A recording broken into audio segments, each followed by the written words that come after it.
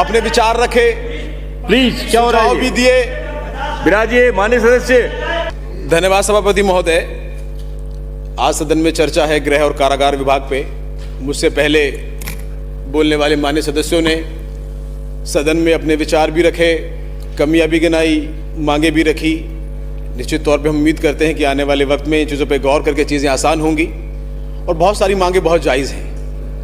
एक पुलिसकर्मी 8 घंटे की ड्यूटी का उसको वेतन मिलता है, लेकिन उसकी ड्यूटी का कोई टाइम नहीं होता।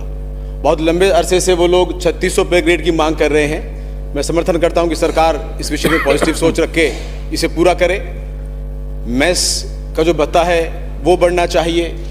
जेल प्रहरी भी बहुत दिनों से अपने वेतन विसंगति की बात करते आए हैं, आंदोलन भी उन्होंने किया। तो हम सरकार से इस मांग का भी समर्थन करते हैं कि उन्हें भी राहत मिले।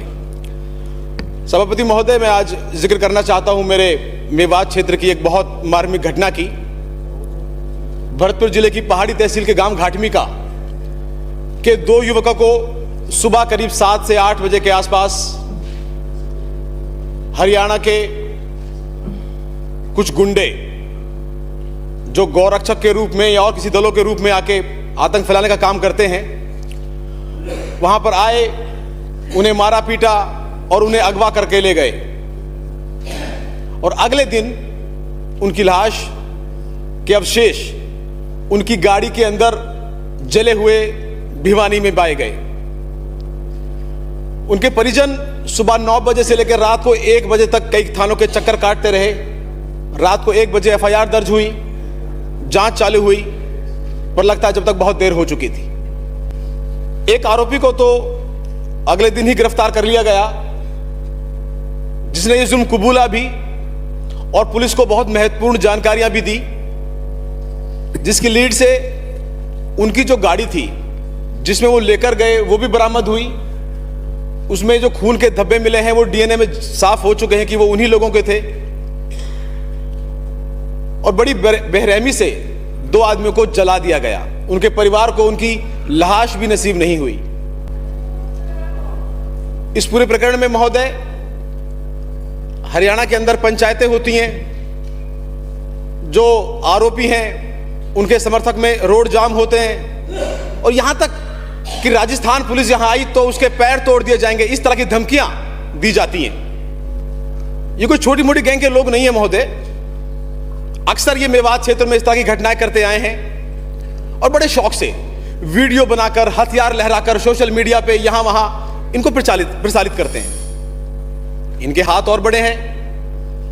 आप इनके सोशल मीडिया से देखोगे तो इनके फोटो देश के गृह मंत्री के साथ भी हैं, केंद्रीय मंत्रियों के साथ भी हैं, पुलिस के आला अधिकारियों के साथ भी। तो कहीं ना कहीं इनको बहुत अच्छे तरीके का संरक्षण भी प्राप्त है।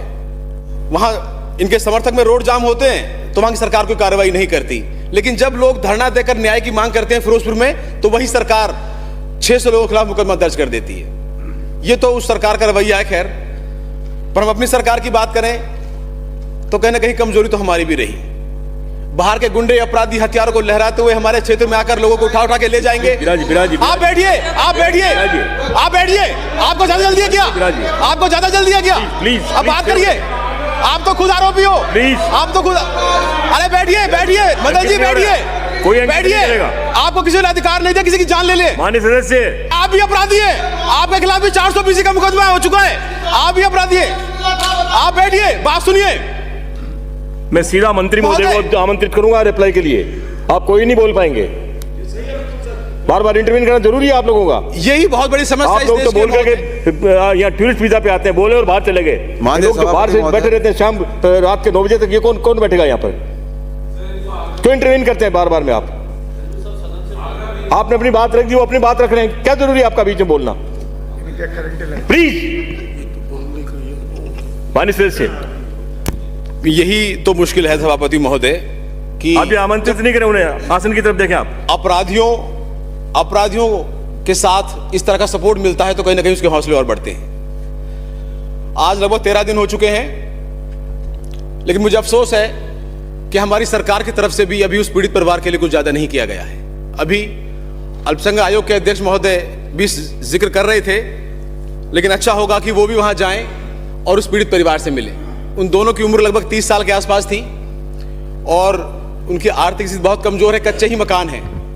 उनके बच्चों से उनके बाप का साया उठ गया और कहीं ना कहीं धार्मिक घृणा या दहशतगर्दी फैलाने के उद्देश्य से ऐसी घटनाएं हो रही हैं। इसी तरह की घटना उदयपुर में भी हुई थी, लेकिन पूरा राज्य या पूरा देश अपराधियों के खिलाफ था और पीड़ित परिवार के साथ खड़ा हुआ नजर आया।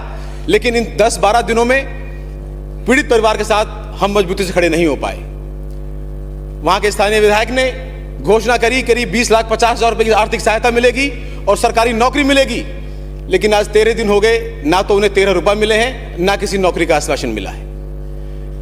महोदय, क्या न्याय भी धर्म देख के दिया जाएगा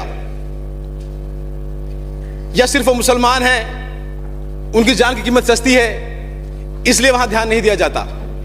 मैं इस सदन से और आज इस चर्चा में जब गृह मंत्री जवाब दें तो मैं स्पेशल रिक्वेस्ट करता हूं कि सरकार की क्या जिम्मेदारी रही, 13 दिनों में क्या हुआ?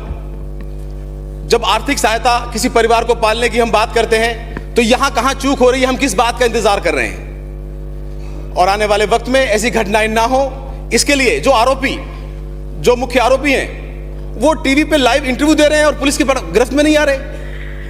मुझे अपनी पुलिस पे शक नहीं है, लेकिन कहीं ना कहीं हमें एग्जाम्पल सेट करने पड़ेंगे और ऐसे अपराधियों की तुरंत गिरफ्तारी हो। उसमें मोनू मानेसर नाम का जो उनका गैंग का जो हेड है वो अभी तक वांछित की लिस्ट में भी नहीं आया है। इससे भी पूरे क्षेत्र के अंदर बड़ा असंतोष है सरकार के खिलाफ और वहां कुछ लोग धरना दे रहे हैं पर हमारे सरकार के एसडीएम उन्हें ही नोटिस देते हैं कि आप लोग शांति व्यवस्था भंग कर रहे हैं। आज वहां इंटरनेट बंद कर दिया गया। महोदय, अगर हम अपनी सरकार में अपने हक की आवाज नहीं उठा पाएंगे तो कहां जाके उठाएंगे? मैं इस सदन से बारहवीं अपील करता हूं कि इस मुद्दे की गंभीरता को समझते हुए सख्त से सख्त कार्रवाई उन हत्यारों पर हो और सरकार वो जो 2 परिवार जो आज अनाथ हो गए उनके लिए मुआवजा राशि बढ़ाए। आपने मुझे इस बात को इस सदन में उठाने का अवसर दिया, इसके लिए आभार, धन्यवाद। श्री बिहारीलाल